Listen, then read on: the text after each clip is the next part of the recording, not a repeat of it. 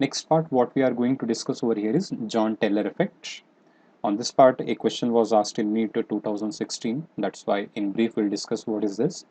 So, John Taylor effect is nothing but geometric distortion of a non-linear molecular system that reduces its symmetry and energy.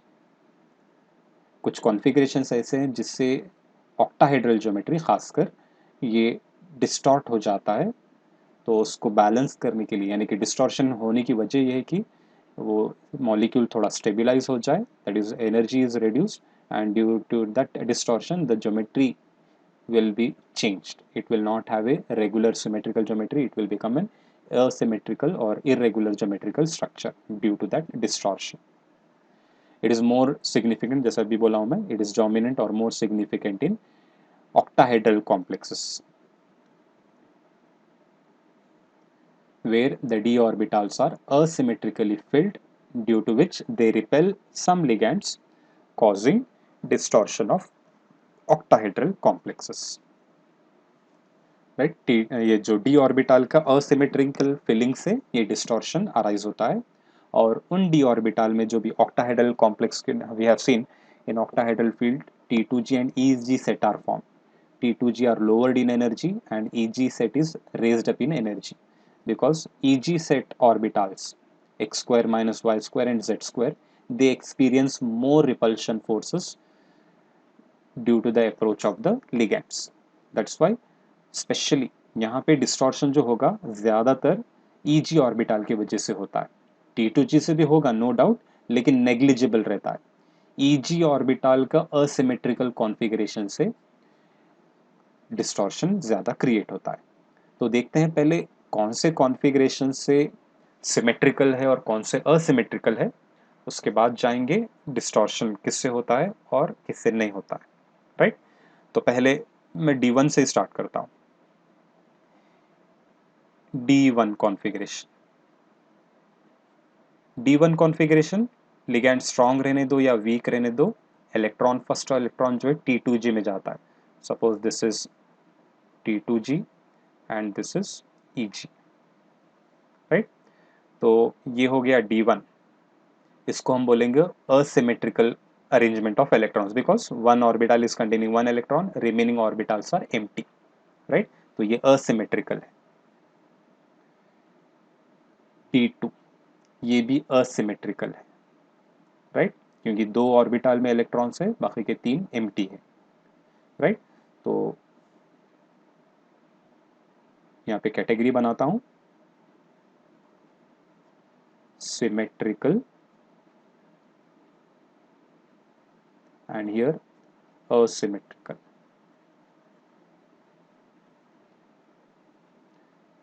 Asymmetrical में कौन से आ गए?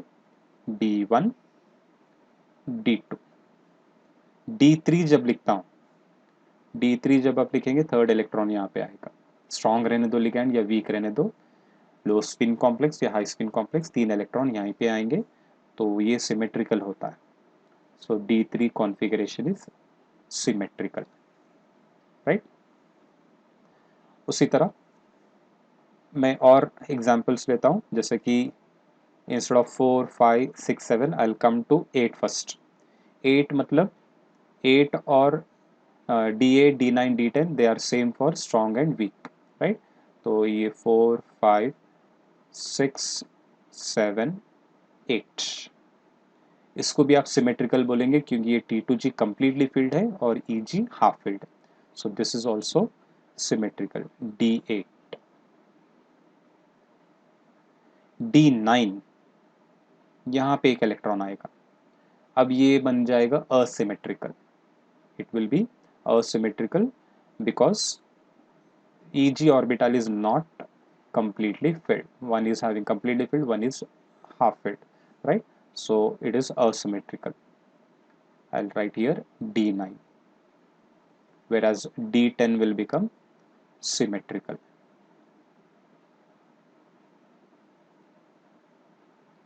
ठीक है, तो D3, D8, D10 they are all symmetrical, right?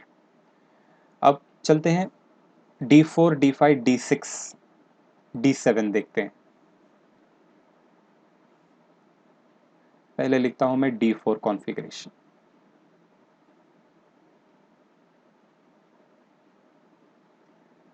Strong ligand के presence में 1 2 3 4 strong ligand के प्रेजेंस में, वीक लिगैंड के प्रेजेंस में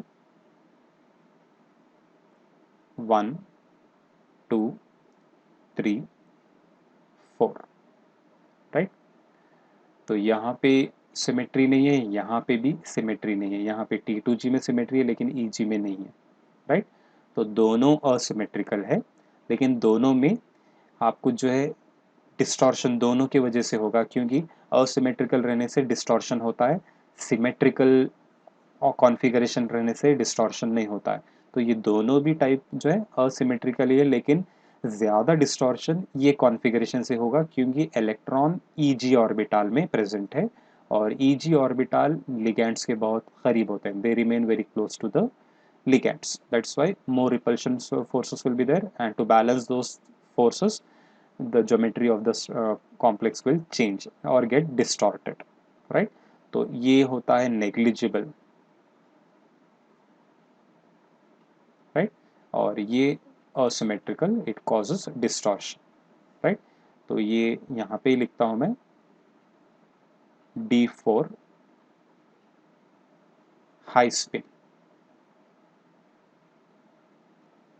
asymmetrical D4 high spin. D4 लो स्पिन है ये, क्योंकि स्ट्रॉन्ग लिगैंड के प्रेजेंस में लो स्पिन कॉम्प्लेक्स फॉर्म होते हैं, इसका इफेक्ट नेग्लिजिबल रहता है। तो इसको मैं यहीं पे लिख देता हूँ या फिर उसको छोड़ देंगे। High spin causes more distortion compare to low spin, right. अब D5 को जाता हूँ। D5 में क्या होगा, यहीं पे इलेक्ट्रॉन पेयर होगा, negligible effect because even though it is asymmetrical but it will have negligible effect, whereas here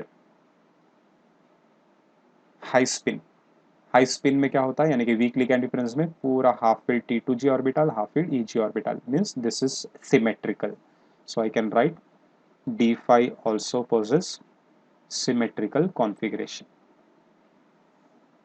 okay. यहाँ कैटेगरी बनाएंगे नेग्लिजिबल की, नेग्लिजिबल डिस्टॉर्शन,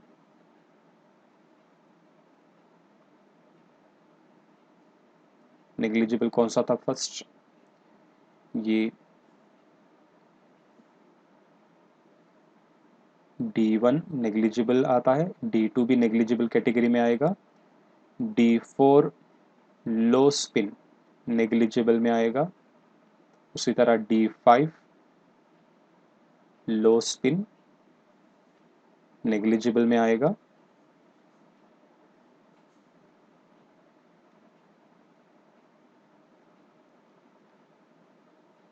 D6 देखते हैं स्ट्रॉन्ग लिगैंड के प्रेजेंस में, completely filled and this is empty, right, ये symmetrical हो गया, राइट। D6 लो स्पिन, राइट, ये भी सिमेट्रिकल। D7, D7 क्या हो जाएगा, when I talk about D7 one electron will come here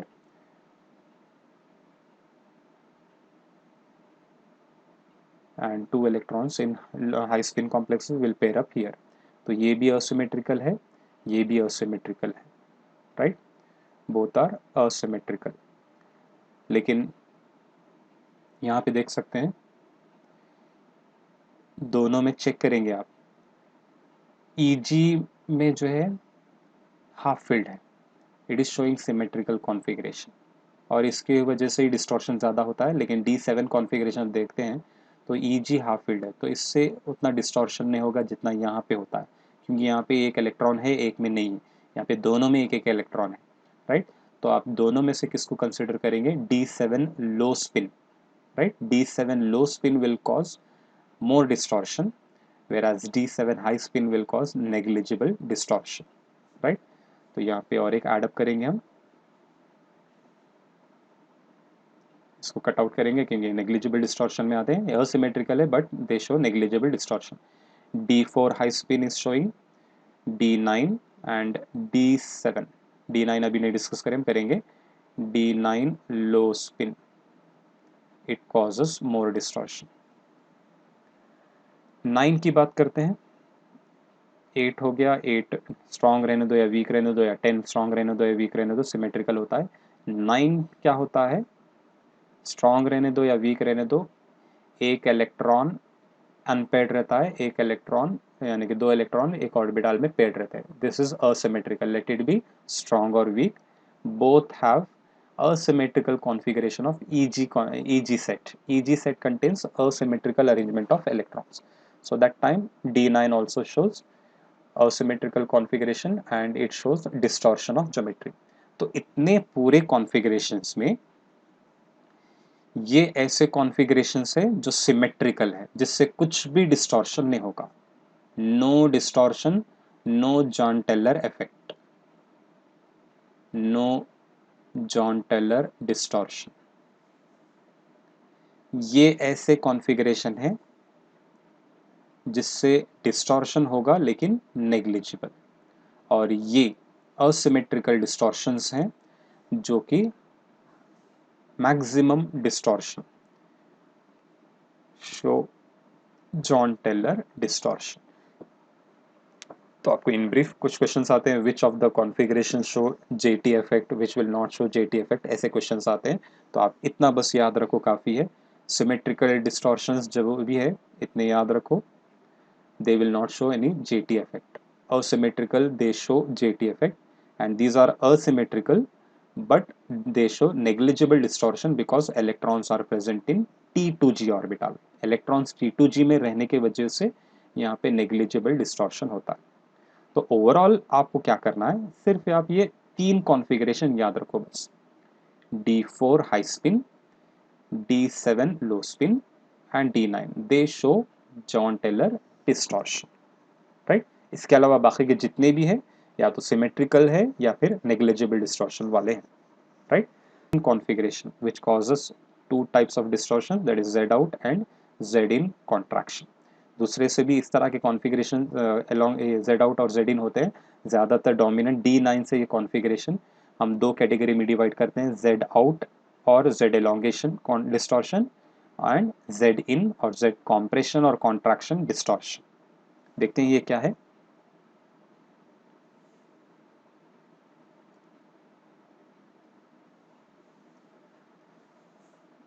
first यहाँ पे मैं एक रेगुलर ऑक्टाहेड्रल कॉम्प्लेक्स ड्रॉ करता हूँ.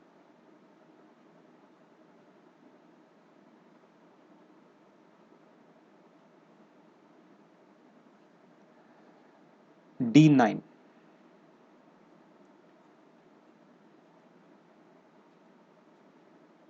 1 2 3 4 5 6 7 8 ये 9.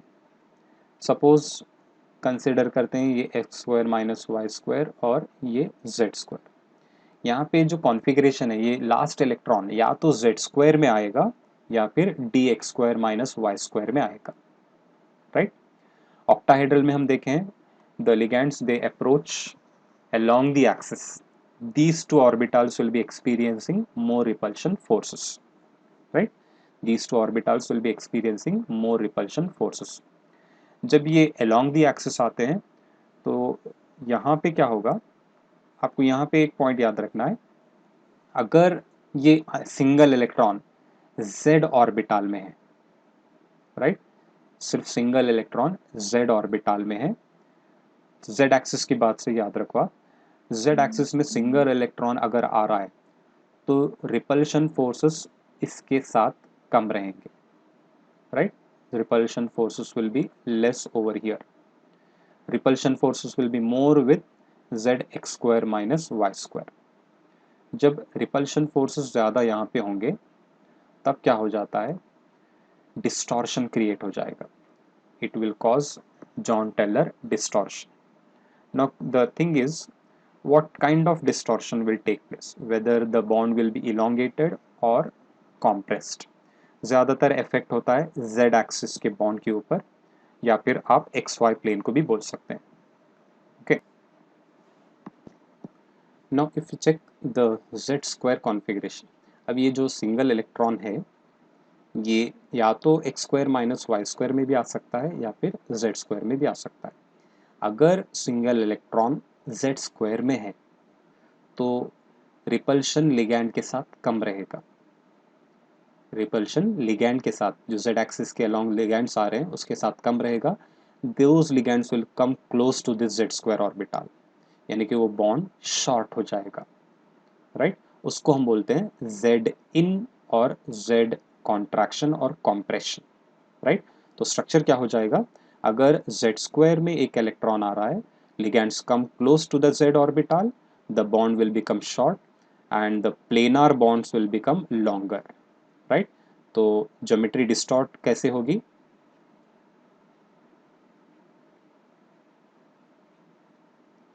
the xy plane bonds they will become elongated and z axis bond will become short, ये बॉन्ड शॉर्ट हो जाएंगे, राइट। कब होंगे short, when z square contains one electron, right. इसको हम बोलते हैं z इन या फिर z कॉम्प्रेशन। अगर मान लो 1 2 3 4 5 6 7 8 9, यहाँ पे मैं z स्क्वायर लिखता हूँ और यहाँ पे x square minus Y square लिखता हूँ। अब z स्क्वायर कंप्लीटली फिल्ड है और ये single electron X square minus Y square में। अब यहाँ पे फील्ड ऑर्बिटल रहने के बाद लिगैंड के साथ रिपल्शन ज़्यादा रहेगा, it will have more repulsion with the ligand, means ligand will move away, they will be far away from this orbital, that time this bond gets elongated, ये bond z axis का जो bond रहेगा वो elongate हो जाता है, means यहाँ पे जो टेट्राहेड्रल ऑक्टाहेड्रल ज्योमेट्री है वहाँ पे क्या हो जाएगा, xy प्लेन के जो भी बॉन्ड्स रहेंगे वो शॉर्ट हो जाएंगे, they become short and the z axis bonds will become longer, right। तो ये z, इसको हम बोलेंगे z इलोंगेशन और z आउट डिस्टॉर्शन।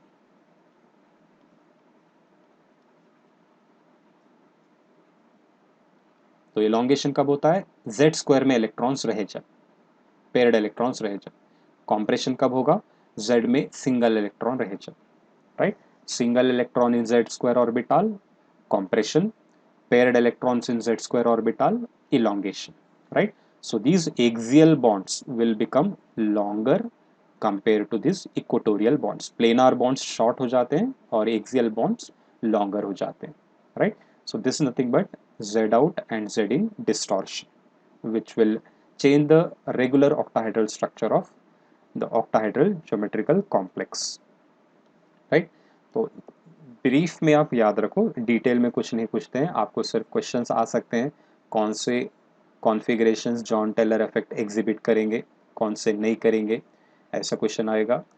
या फिर जेड कॉम्प्रेशन कब होता है, विच एंड जेड एलोंगेशन कब हो सकता है, दैट टाइप ऑफ क्वेश्चन में भी आ सकते। इतना जेड आउट जेड इन तक तो नहीं आएंगे, फिर भी आपको ये कॉन्फ़िगरेशंस बस याद रखो। ओवरऑल आपको JTD पढ़ने के लिए D4 high spin, D7 low spin and D9 configuration show John Taylor effect. Other are all symmetrical configurations or asymmetrical but they show negligible distortion. वो जितना भी हम लिखे हैं प्रीवियस पार्ट में वो पूरा आप नोट कर लो, आपको सिमेट्रिकल याद रखो, असिमेट्रिकल नेग्लिजिबल याद रखो और मेन चीज़ आपको ये 3 कॉन्फ़िगरेशन याद रखना है, राइट। और ये एलोंगेशन और कॉन्ट्रैक्शन के लिए कंप्लीटली फिल्ड z ऑर्बिटल रहा तो, z square orbital completely filled रहा तो एलोंगेशन और सिंगल इलेक्ट्रॉन आया तो कॉम्प्रेशन।